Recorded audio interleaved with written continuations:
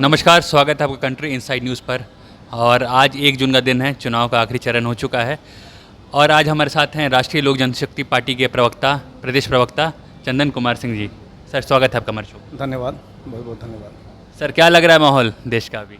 देश का माहौल, पूरे देश में अभी माहौल बताने की ज़रूरत है। आप सड़क पर निकलते होंगे, हर जगह जाते होंगे, प्रथम चरण से लेकर आज अंतिम चरण तक आपको समझ में आ रहा होगा कि वोटिंग का क्या टेंडेंसी है, पब्लिक का क्या है, वो किस ओर जा रहा है। ये तो सब समझ में आ ही रहा होगा हमें। ठीक है सर, आपका जो कहना है वो कहना है कि फिर से एक मोदी वेव है और हो सकता है कि दोबारा मोदी जी प्रधानमंत्री के रूप में बन के आएंगे। हाँ, मोदी वेव क्यों है और मोदी जी दोबारा बनकर क्यों आएंगे, उसके कई कारण हैं। एक तो जैसे ये हम कंपैरिजन करते हैं किसी इंडी जो अभी गठबंधन जो है वो तो 11th आवर में जाके एकजुट हुई है ना।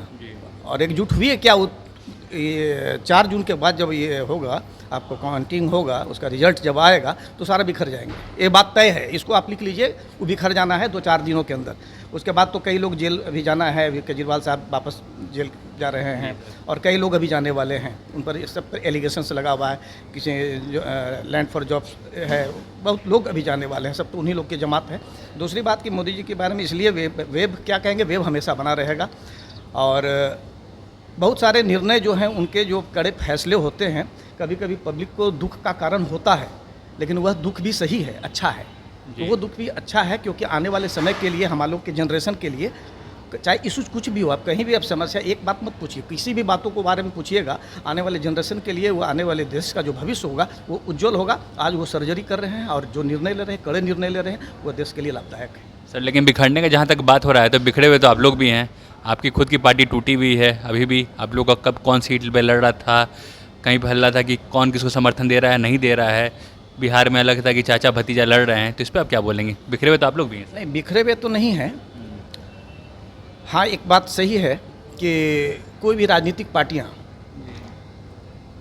अपने अस्तित्व के लिए वो चुनावों में भाग लेती है, और उसका चुनाव में भाग नहीं है। चुनाव एक राजनीतिक पार्टियों के लिए महा त्यौहार के समान है, और उसी से वहाँ पर जब वो भाग लेती है, उसके अपने अस्तित्व के लिए और अपने दिखाने के लिए कि हम क्या हैं, जनप्रतिनिधियों की संख्या, पब्लिक कितना चाहती, कितना % वोट आया, तो चुनाव में इसलिए वो भाग लेती है। उसकी समस्याओं से कितना सरोकार रखती है राजनीतिक पार्टियां, इसलिए उनके भाग लेना जरूरी। हम लोग भाग नहीं ले पाए, लेकिन एनडीए के साथ में है।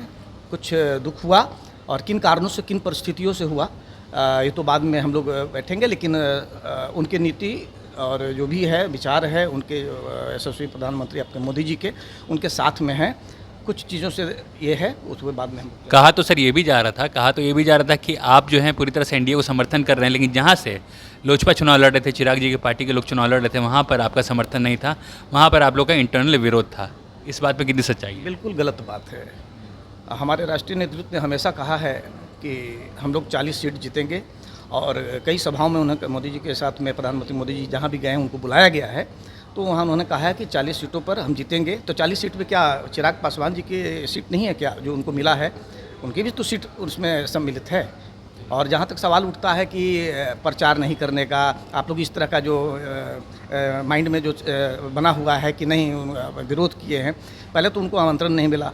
हाजीपुर में जब प्रधानमंत्री जी का आगमन हुआ, उनको स्वागत करने के लिए आपके चिराग पासवान जी सब लोगों को उन्होंने बुलाया, भाजपा से, जदयू से, सब लोगों को। लेकिन अपने चाचा जो हमारे राष्ट्रीय अध्यक्ष हैं, उनको उन्होंने नहीं बुलाया, जबकि वो एयरपोर्ट से लेकर के वहाँ से दिन भर में 10 बार अप एंड डाउन है। तो मानना पड़ेगा कहीं ना कहीं तो खटास है आप लोग के बीच में, ठीक है ना।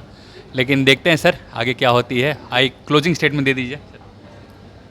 सरकार 400 सीटों के साथ हमारी सरकार, एनडीए सरकार बनने जा रही है, उनके साथ में है। और हमारे आने वाले ये वक्त में विधानसभा चुनाव 2025 में है, उसमें उम्मीद करते हैं कि हम लोग एक अच्छा प्रदर्शन करेंगे और एनडीए जो है सम्मानजनक हम लोग को सम्मान देगी।